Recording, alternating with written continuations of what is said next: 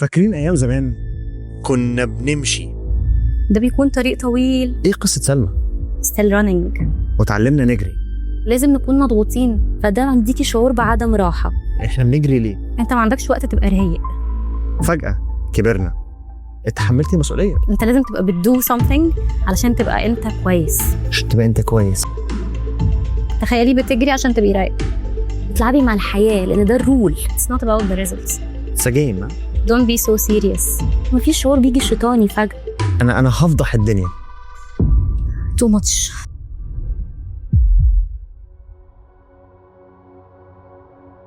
فاكرين أيام زمان؟ نرجع بالذاكرة شوية لورا. كنا بنحبي وبقينا بنمشي والدنيا كانت رايقة، فازات بنكسر، مراتب بنخبط، الحياة سهلة وبسيطة. لكن فجأة كبرنا وتعلمنا نجري وما بنقاش نقف نجري.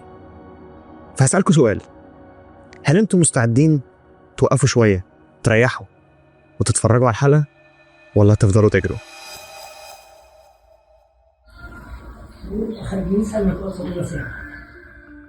الحياة حلوة وسلمى عبد الغني نفسها تفهمها، وكشخص عاشق للتصوير والقراءة كل صورة بتحكي حكاية وكل كتاب بياخد سلمى في رحلة جديدة. بس ايه اللي بيحصل لما الرحلة الحلوة تقلب سباق مع الزمن وتتحول لروتين بيضيع طعم الحياة؟ ساعتها سلمى هتعمل ايه؟ ولا هتفتكر بتتسابق ليه؟ سلمى منورانا Thank you. جدا جدا جدا. ممكن اقول لك حاجه صغيره كده؟ sure. او هقول لك حاجه، انا هفضح الدنيا. يلا بينا. هبتدي كده على طول. سلمى يا جماعه هي كانت الفيديو اديتور في السيزون 1. هي كانت عندها كذا حلقه حلوين جدا، وطبعا هي قاعده ورا الشاشه بتتفرج على الحلقه وبعدين قالت ايه ده؟ وات اف اجي ضيفه في البرنامج.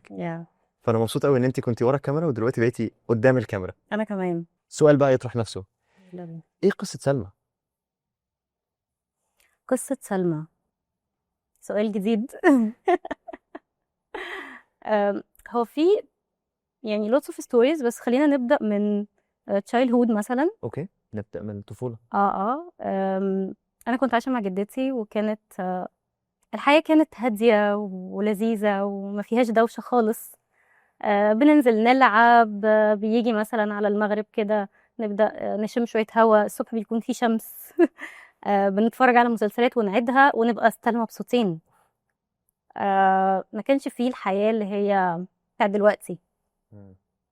ما كناش بنجري طول الوقت، فكنا مبسوطين actually، وكنا رايقين وهادين.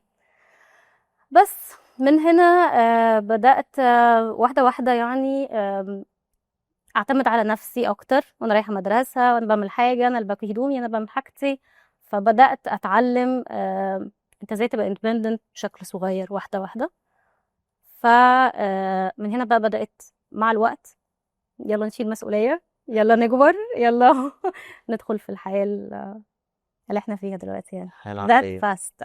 that fast طبعا. يعني بسرعه. انت من شويه كنتي رايقه وتتفرجي على مسلسلات، فجاه مع جدتك out of nowhere بقينا. ليه ده يبقى مشكله؟ يعني انت دلوقتي اتحملتي مسؤوليه، ودي حاجه احنا كلنا كمجتمع بنحييها. المشكله انه الموضوع دلوقتي بقى سريع قوي، سريع too much، لدرجه انت ما عندكش وقت تبقى رايق، اللي هو it's me time. دي culture بدأت تدخل عندنا شوية، بس مش دايما بنعملها. فمش عارفة، بحس يعني بقيت بحس انه الموضوع دوشة قوي، طول الوقت دوشة، طول الوقت بنجري، طول الوقت بنشتغل، طول الوقت فين انجازاتك، انت عملت ايه طول الوقت. لو انت ما عندكش انجازات يعني ما عندناش الحتة بتاعت by being و by doing. انت لازم تبقى بتدو something علشان تبقى انت كويس، عشان تبقى انت كويس. وعلشان تبقى محبوب، وعلشان تبقى يعني ده اللي انا بقيت بشوفه دلوقتي. يعني الحمد لله انا ما كانش عندي that conditional love، بس وانت بتشوفه بدأت تحس how hard الحياة، ليه صعبة كده، ليه الناس طالعة بكل المقاسي دي. فاهم قصدي؟ فهميني اكتر. يعني انت دلوقتي اتكلمتي عن الحب المشروط. يس انت ما كانش عندك ده في طفولتك؟ لا بس ما كانش عندي ده في طفولتي، بس شفته على ناس تانية في سوق العمل بقى او في الشركات اللي يعني فيها؟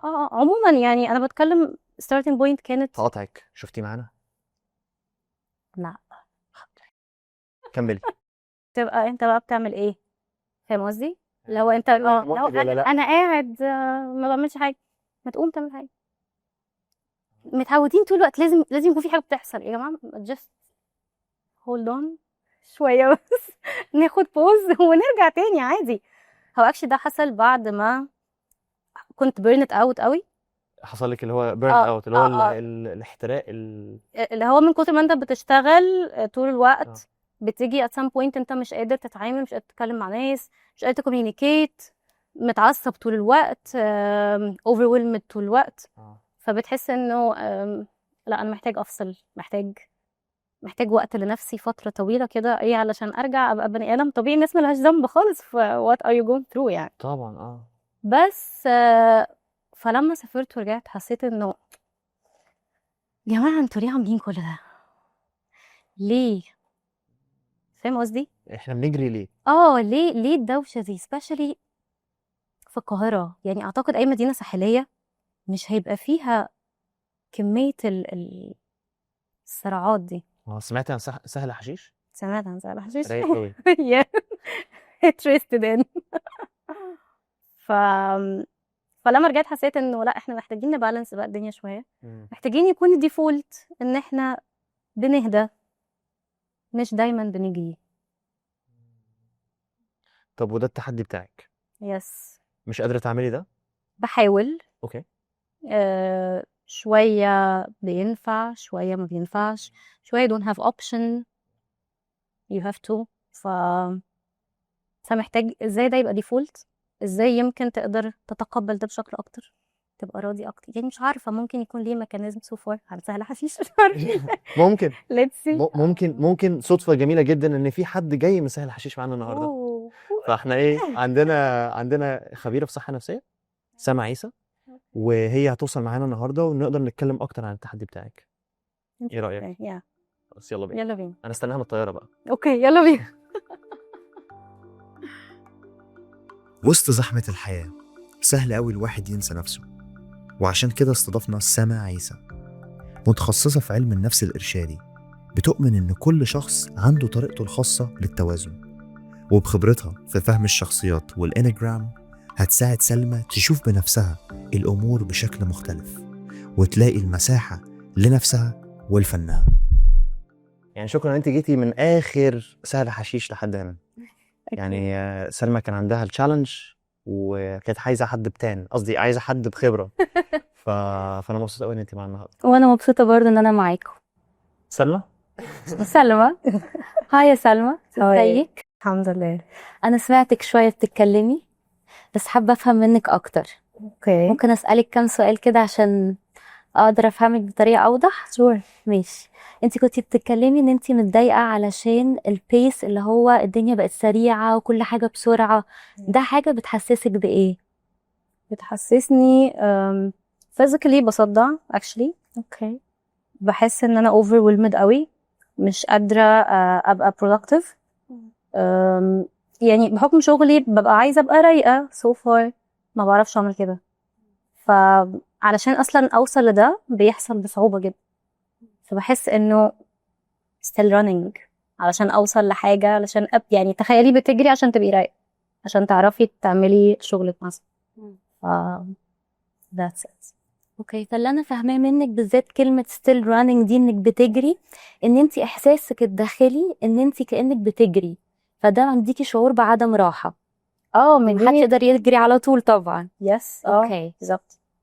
طيب لو انت دلوقتي مش عايزة تجري لان ده تعبك، ايه الحاجة اللي لو حصلت هي دي اللي تريحك؟ عن اذنك انا هجري عندي ميعاد طياره. انت هتبيع اروح ساعه الشاشه بقى. لا خلاص تكملوا انتوا بقى يا جماعه. مش مكاني.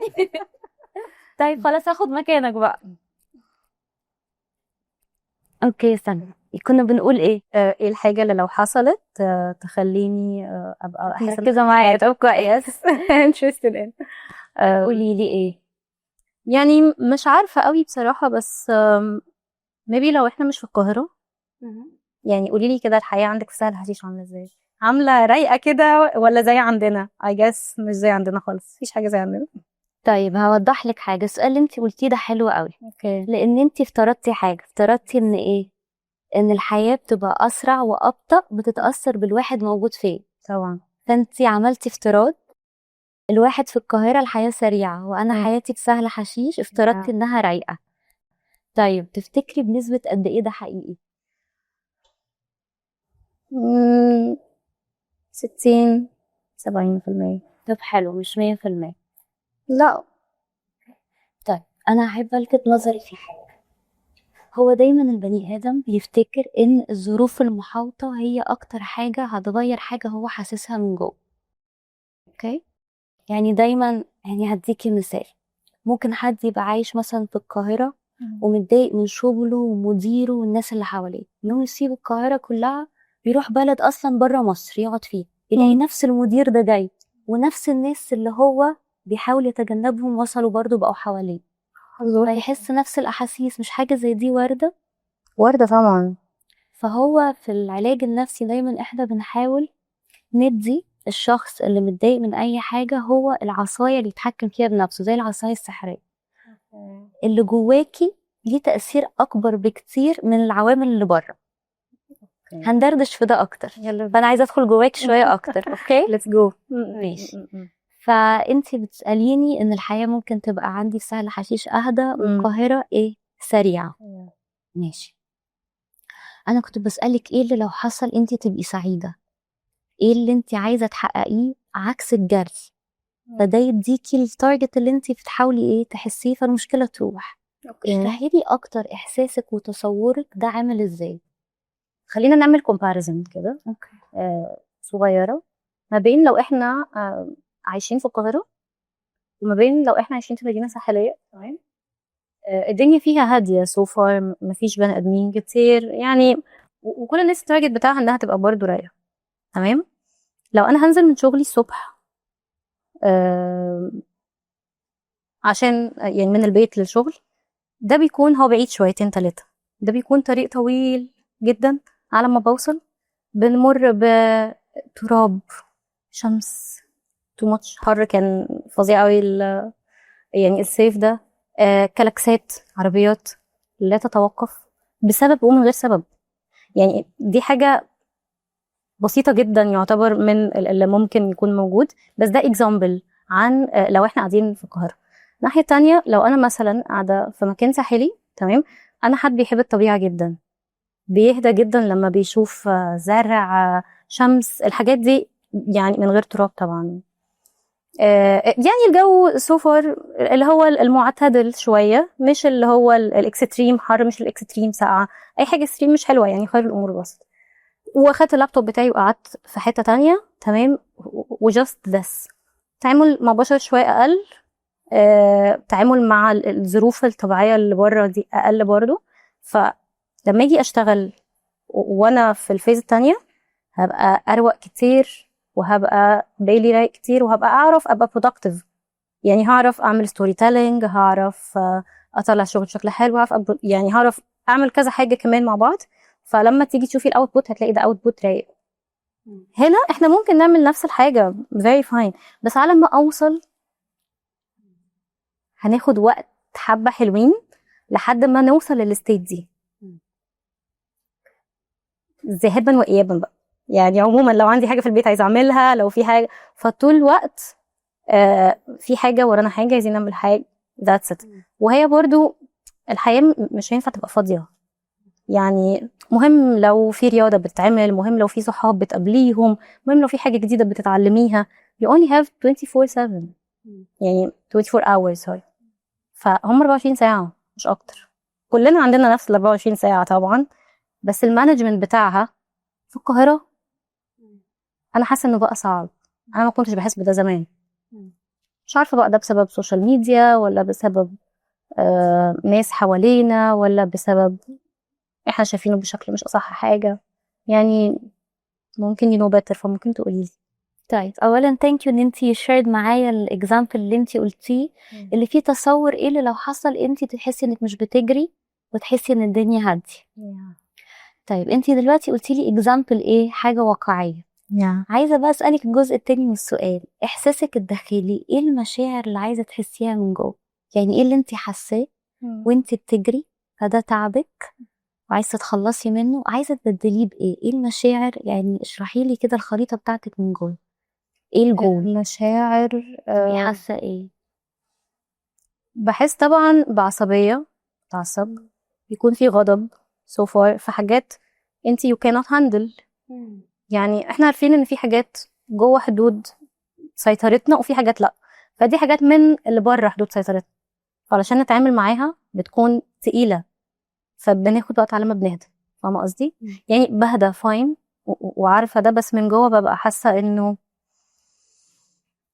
too much يعني we can handle it, let's go، خلينا نحاول نشوف مش عارف ايه، بس بتبقي خلاص احنا لسه الساعة 10 الصبح وانتي مش قادرة تكملي اليوم.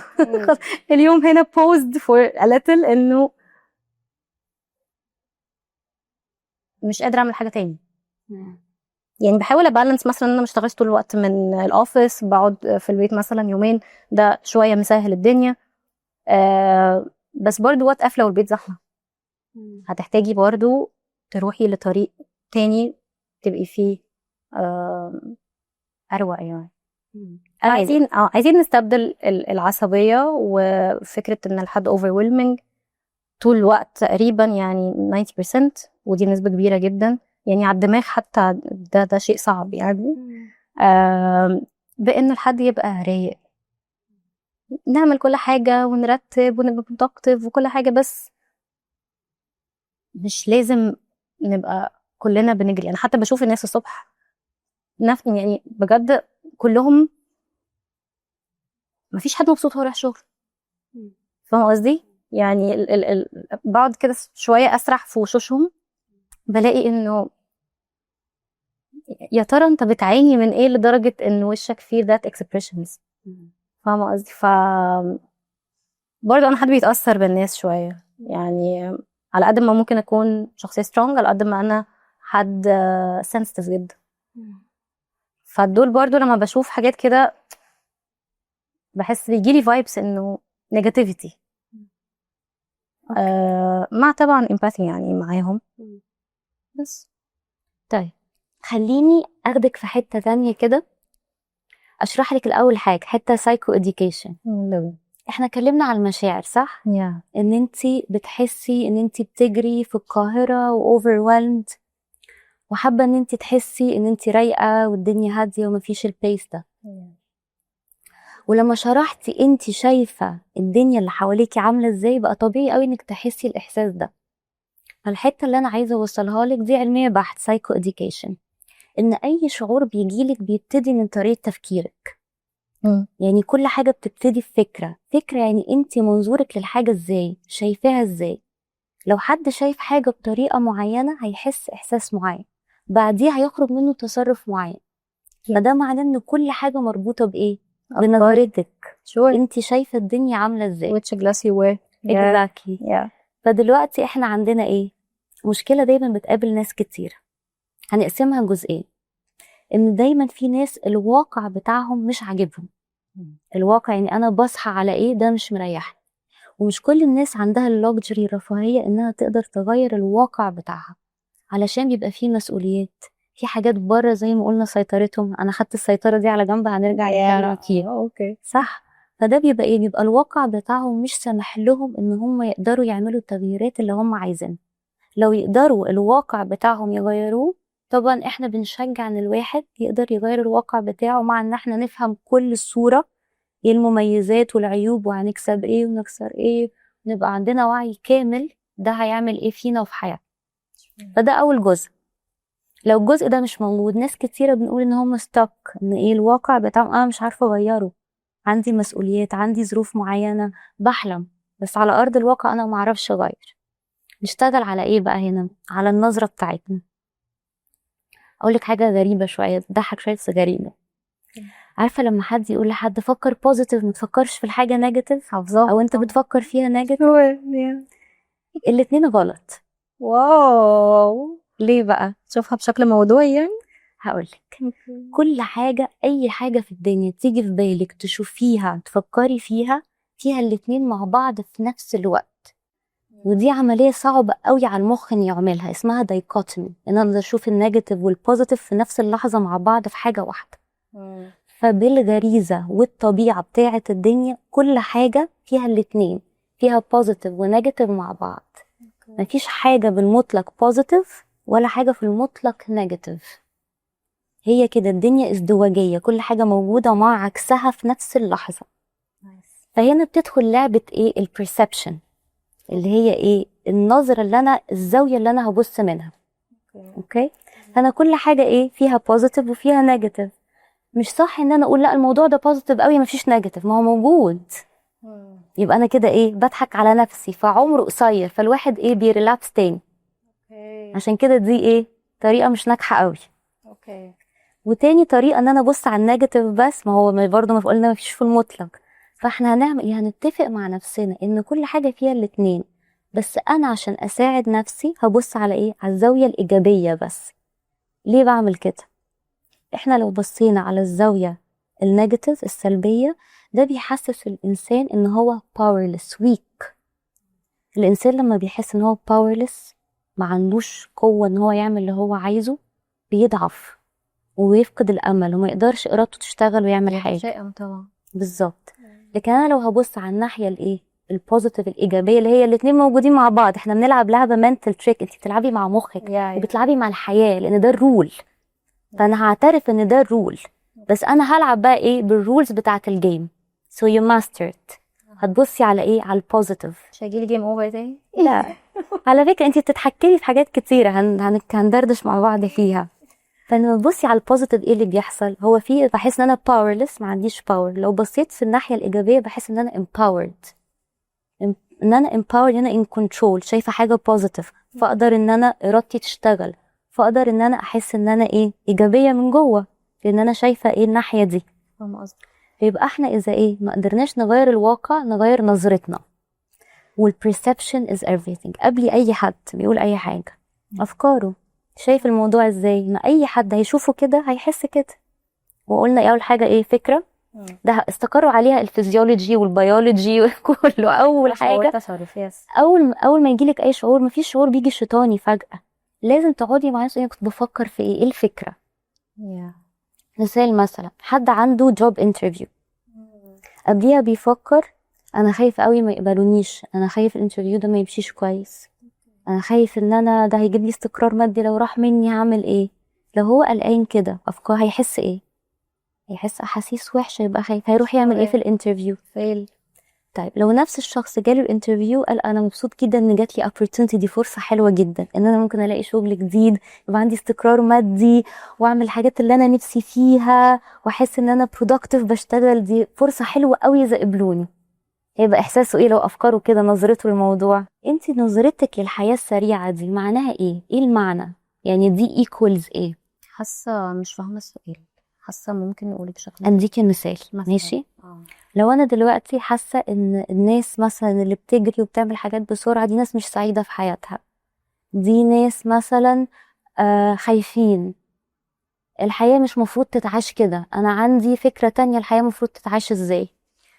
انا حد ما بيحبش يعني يبقى مش عارف اسمها ايه، كنترول، او يكونترول الحاجه اللي هو فيها. يعني لو الحاجه اوت اوف كنترول بحس انه يعني في حاجه اوقات بسيب الحاجه اوت اوف كنترول وخلاص، باظت، حصل فيها كذا، ليتس سكيب، يعني ما فيش مشكله. لكن انا بطبعي حد بيحل مشاكل، بيبادر ان هو يكون best version of herself. ف بوصل انه انا لما بقعد اشتغل كتير بتعب. بيجي وقت انا حتى لو في استقرار مادي بحس انه يعني وات اف لو ما فيش مثلا استقرار مادي بس في دماغنا شويه بس رايقه. فبحاول ابالانس بين الاثنين. فده جاي من اكسبيرينس، يعني لو قولي لي لو برضه بجاوب صح، جاي من اكسبيرينس فترات كتير كانت تحت ضغط مثلا. اوكي. الفترات دي انا ما كنتش سعيده فيها، اللي هو يعني احنا دايما بنقعد نقول احنا بنقدر نشتغل تحت ضغط في السي فيز وكده. يعني انا مش عارفه ليه بقينا كفكر مجتمعي شايفين انه لازم نكون مضغوطين طول الوقت. فمن هنا بدأت احس انه لا، انا مش عايزه اعمل ده. فبدأت مثلا احط رولز مع كلاينتس، مثلا ده ينفع ده ما ينفعش، في عندنا 1 2 3، علشان احنا الاتنين نبقى equal. ما يبقاش انه الحد طول الوقت هو بس overwhelmed، هو بس عشان ما يبقاش حد طول الوقت هو بس overwhelmed، او شايف انه لازم كل حاجه تخلص في وقت كذا. طيب ما نسيت ستاف كده نمشي عليه ويبقى مريح ليا وليك، بحيث انه ما نرجعش تاني للباد اكسبيرينس بتاعه ستريس طول الوقت. وباي ذا واي الستريس انا بقدر اشوفه حلو وبقدر اشوفه وحش، هو بيعلمنا along the way، بس the point here is ما ينفعش نعيش طول الوقت ستريس. يعني انا بشوف الناس اللي هي مثلا ممكن يكونوا عندهم luxury في حاجات كتير قوي، بس في نفس الوقت هما ما عندهمش بجد ثواني يقعدوا مع دماغهم، فالدنيا واخداهم too much. في مثل كده او مش مثل، يعني هو زي دعاء كده او حاجه بتقول انه يعني احنا عندنا سفينه وعندنا ميه، تمام؟ السفينه بتبقى عايشه في الميه، ماشيه في الميه عادي. وات اف لو الميه دخلت جوه السفينه، ايه اللي هيحصل؟ هتغرق. انا بحس ان احنا بقينا في الدنيا في قلبها قوي، مش عايشين جست فيها، اللي هو احنا يا جماعه شويه احنا جست، زي ما انا جست هنا النهارده، احنا شويه وهنمشي just time. فبقى في تقاتل وصراعات اللي هو يا جماعه الاكزامبل جميل قوي. thank you for sharing it. you're welcome.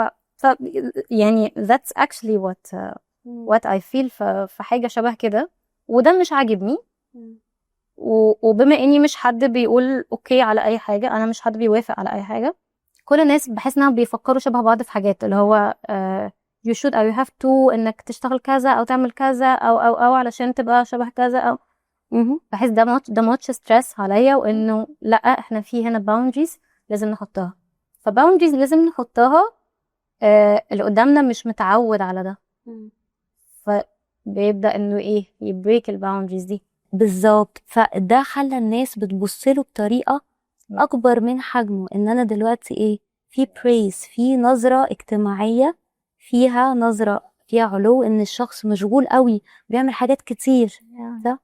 فهنا دايما الواحد لازم زي ما قلتي حاجه ملفته برضو، اقعد مع نفسي. ليه؟ البني ادمين مميزين قوي، كل واحد غير التاني.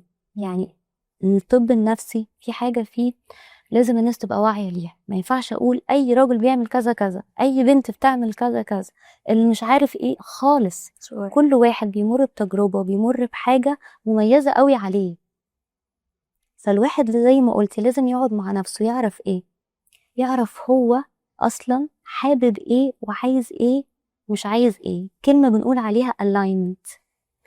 اللي انا حاساه، فاكره احنا كنا بندردش وكنا بنقول التشخيص ايه، فاكره؟ كنت بقول لك ان مفيش حاجه، التشخيص ده احيانا بيحط البني ادم في قالب يسمعه فيضطر ايه، يبقى عايز يحققه. تصدقوا فحسيتي ان انت حابه دايما يبقى عندك ده ايه ايه اللي بيحصل؟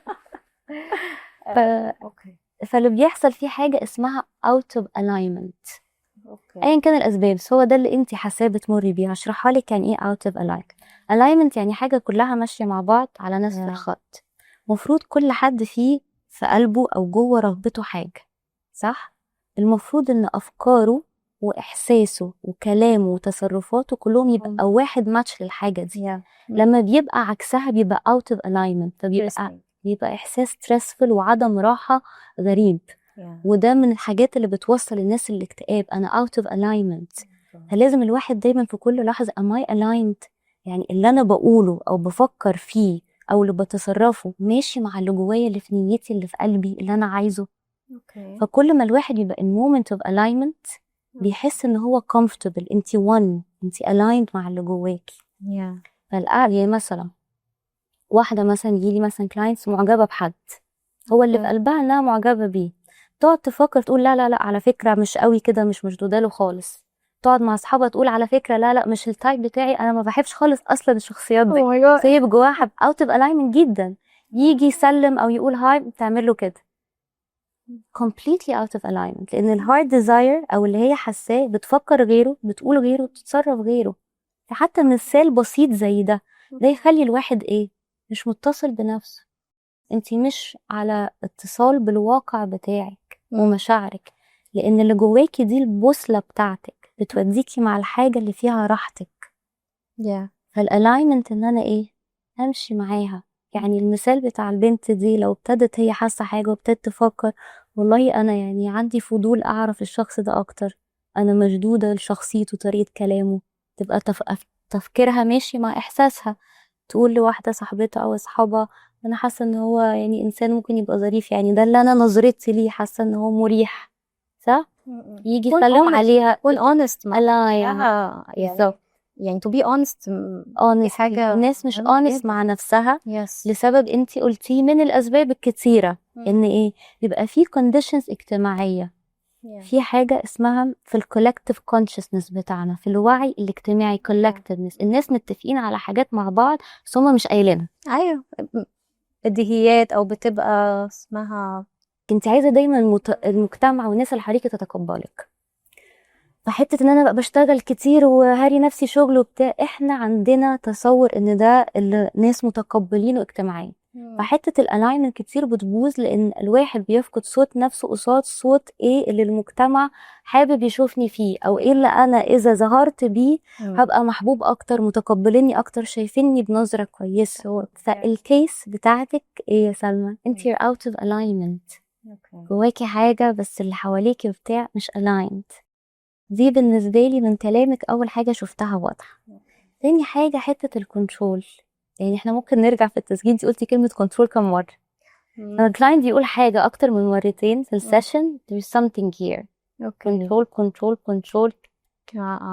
ايه موضوع الكنترول ده؟ مش عارف، تسأليني. يعني أنا مش مثلا مش هتحكم في الحر اللي موجود وانا عندي حاجه لازم اعملها. الحر ده شيء صعب جدا يعني بجد، السنه دي تو ماتش. ده اكزامبل. فالكنترول في فكره الحاجات اللي برانا دي مش بنعرف نتحكم فيها. بس في حاجات جوانا بنعرف نتحكم فيها فاين. فكره ان احنا نالاين بين الاتنين او نبالانس بينهم، انا مش عارفه ده ممكن يكون موجود ولا لا. طيب تسمحي لي اتشالنج شويه بس لمصلحتك، يعني for your best interest. اوكي نعمل منتل كده تشالنج صغير. يلا اوكي. why does it bother you؟ ليه مضايقك قوي ان انت مش عارفه تسيطري على الحاجات اللي بره؟ ليه مضايقني مش عارفه تسيطري على الحاجات اللي بره؟ لا مش عارف بجد، ما عنديش اجابه. نعم بالظبط كده. ان انا دلوقتي فكري فيها كده، ان انا حاجات ما اعرفش اتحكم فيها بس برضه مضايقني ان انا مش عارفه اتحكم فيه. ليه محتاجه العالم الخارجي يبقى بشكل معين عشان انا اتبسط او ارتاح؟ عشان العالم الخارجي عامل قلق كتير قوي. يعني مش شبه بعض مثلا، ففي كونفليكت في الحته دي. مش عارف يعني. هو في كنترول ايشوز هشرح لك. في حاجات حتميه في الدنيا زي ما انتي بتقولي، الجو، الناس، الماضي، حاجات كتير قوي احنا ما بنعرفش نسيطر عليها ومش هينفع ابدا نسيطر عليها. لما ابقى انا عندي بصي كل حاجه حواليكي، شوفي هديكي حاجه تساعدك دلوقتي وقدام. شوفي ان الدنيا حواليكي كأن في مرايه 360 درجه. اوكي. البني ادم دايما مرايه، اي حاجه بتشوفيها في الواقع بتقولك حاجه عنك جواكي، لان الدنيا كل حاجه راندم. احنا we make it what we are، نظرتنا احنا عايزين ايه. يعني كل واحد ماشي بيقولك، كل واحد ناس عوالم ماشي بيونيفرس خاص بيه مع نفسه. فانا دلوقتي لو انا عايزه اسيطر على حاجه من بره ما اعرفش اسيطر عليها، ليه عايزه قوي اعمل كده وده مضايقني؟ عشان في ايه جوه، في حاجه جوه والله بجد مش عارفه اوصل لها. بس ممكن نحاول نوصل لها يعني. اوكي. يعني ده هيكون بنفت كبيرة جدا، هيخلينا مش عايزين يعني مش فكرة عايزة اتحكم في اللي بره. فاين، انا عارفة انه ده مش هقدر اتحكم فيه، واتس فاين. يعني مثلا جو مش عارف ايه، دي حاجة بتاعت ربنا، كل حاجة بتاعت ربنا. بس انا بتكلم في mainly انه علشان تبقي انتي مرتاحة، اللي حواليكي كلهم هيبقوا مش مرتاحين. يعني فكرة الكنترول، كل الناس بتبقى عايزة تكنترول ناس تانية، او بتبقى عايزة انه تصرف بشكل معين، او تشتغل بشكل معين، تعمل الحاجة بالشكل الفلاني. فلو انت يعني بدأت تقول لأ، بتلاقي حاجات من الطرف التاني انه لا، ليه؟ it is my right which it isn't. فاهمة قصدي انا بتكلم في ايه؟ يعني انا بتكلم في انه لو انتي حتى بتاخدي حقوقك، بس بتاخديها in hard way. وهي دي الحاجة، انه انا مثلا يعني example، انا بشتغل 8 ساعات مثلا، فجات مثلا ساعة 9 وليكن، فانا مش هقعد الساعة 9، انا همشي. فبيبقى الهاد او الباص شايف انه ليه احنا كان ممكن المفروض نخلص شغل، فالمفروض نقعد ساعة زيادة او ساعتين زيادة. طب هل ده يعني متفق عليه، ولا هل ده متاخد حق اكتساب، حق مكتسب؟ اوكي حق اكتساب. فاهمة قصدي؟ فهي الفكرة هنا شوية يعني. سلمى، انا بصحى الصبح بحاول الدنيا تبقى بوزيتيف، تمام. لو حاجة حصلت مش بوزيتيف، خلاص فاين، هنسكبت. يعني مش هروح العب فاهمه في اضاءات الكون علشان ابقى انا مرتاحه. عادي يعني، جو حر، يا هقعد يا هشوف مكان فيه تكييف، يعني ايا يكن. بس الوصول ده برضو بيكون in hard way، وفي النتيجه في الاخر بتوصلي لانه المين تشالنج انه صح we keep running. انتي قلتي حاجتين، حتة الكنترول. مم. طيب انا هقولك على حاجة، بما ان في حاجات احنا ما نقدرش نسيطر عليها وانتي حابة تعملي الموضوع ده، فانا اللي انا سامعاه منك ان انتي الكنترول مهم قوي عندك. it's important to be in control in my life, in your life بالظبط. مش ما انا فاهمة، around، مش بس لافت نظرك عشان بيقول حاجة جواكي. فاكرة بقولك كنت الواحد بيشوف ايه من بره مش بره جوه. فالكنترول ده مهم ليكي، وحقك ان قلتلك الناس ايه، كل واحد كيس باي كيس. فسلمى بالنسبة لها بتحب الكنترول. الكنترول ده حاجة مهمة ليها وبتحبها، وما بتلاقي الحاجات بره اوت اوف كنترول، ده حاجة بتلفت نظرها وممكن تخليها مش مرتاحة. بس السر كله ان اذا حاجة بره تصرفي وبره ماي كنترول، وانا حابة ابقى عندي sense of control، في حاجة عندك كنترول فيها بنسبة 100%. اوكي. انا ما اقدرش اسيطر على اي حاجة بتحصل بره، بس البريفيليج اللي ربنا مديهولنا ان ردة فعلك وهتبصي للموضوع ازاي وهتعملي ايه الرياكشن بتاعك 100% تحت your control. ودي فيها حرية كبيرة وفيها كنترول عظيم. فحاولي تركزي على الحتة اللي انت عندك كنترول فيها 100%، ما حدش يتدخل، وهي ايه؟ سلمى. اوكي. صح؟ وانا احب اشجعك ان انت تروحي تاني وتتشكي الباوندريز بتاعتك، لان الاكزامبل اللي قلتيه على المدير وحد يقعد والكلام ده هو موضوع باوندريز. زي ما انت برضو في الاول قلتي كلمة باوندريز، وباوندريز معناها بسيط قوي، ناس تفتكر ان الكلمة كبيرة. برضو ليها شوية علاقة بالالاينمنت. باوندريز يعني ما اقولش لا وجوايا ما اقولش وجوايا لا، شكرا. this is boundary. فاحنا محتاجين دايما نعمل ايه؟ يقولك احنا بنعلم الناس يعملونا ازاي. فمن ان انت بتعملي كنترول على ايه اللي انت عايزه تديه، عملتي كنترول على ايه اللي هتستقبليه من العالم الخارجي. فانا what I think will help you ان احنا ايه الالاينمنت بتاعنا دايما نركز انا جوايا ايه والافكار ايه، ان احنا بقى aligned. والكنترول بتاعنا جاي منين؟ هنا.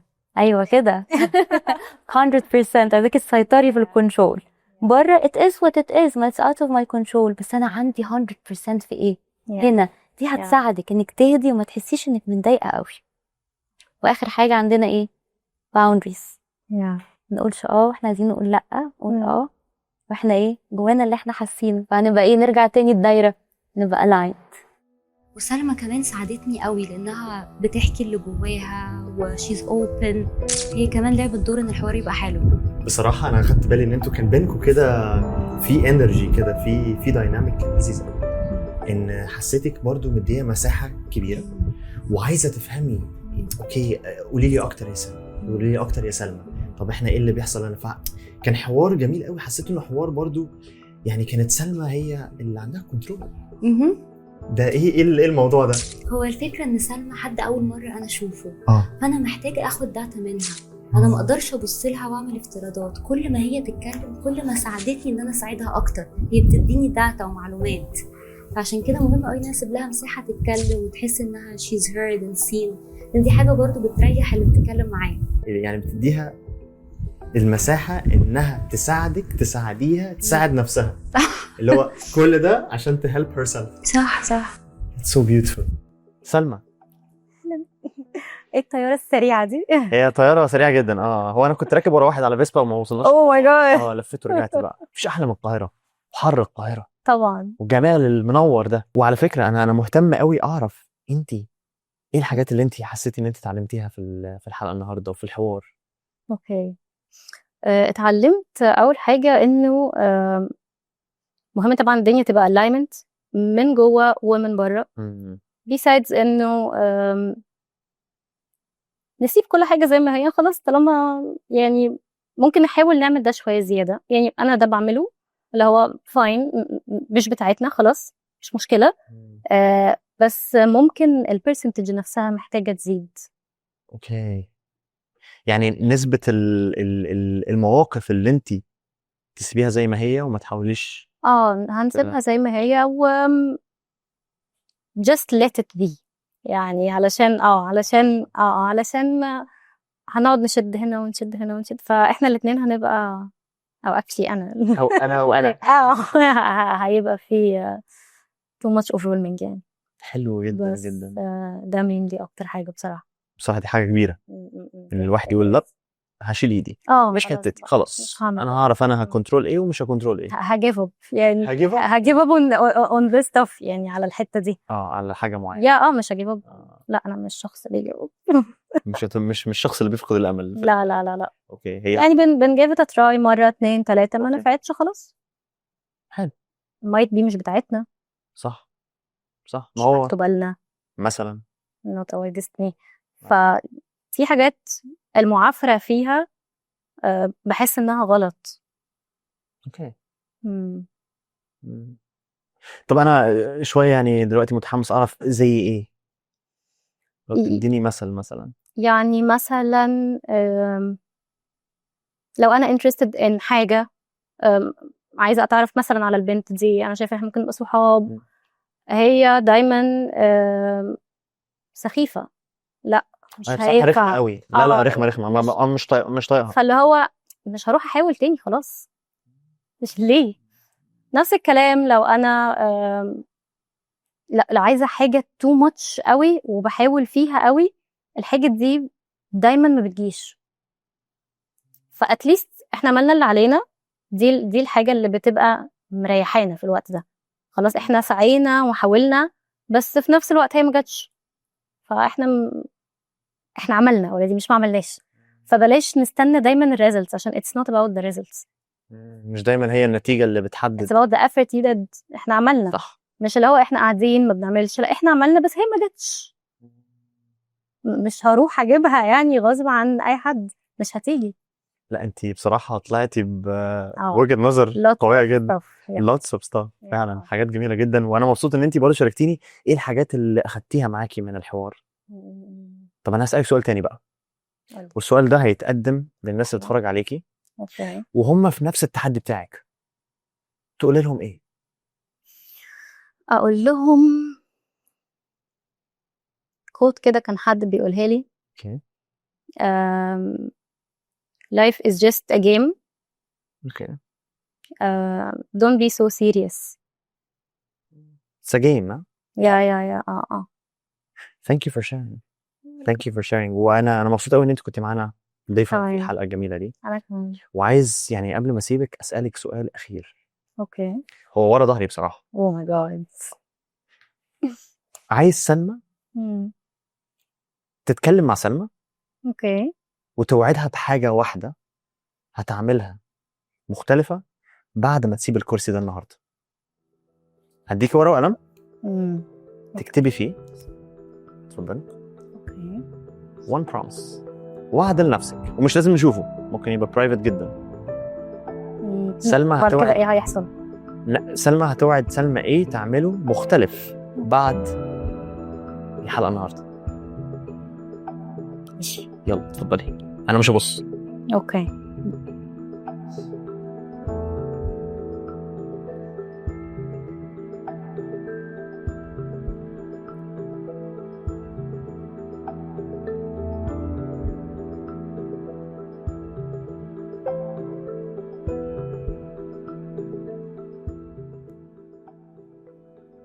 done. دون. Yeah. شكرا جدا يا سلمى، welcome. نورتينا. سي انا كمان اتبسطت قوي معاكم. احنا اكتر. ثانك يو.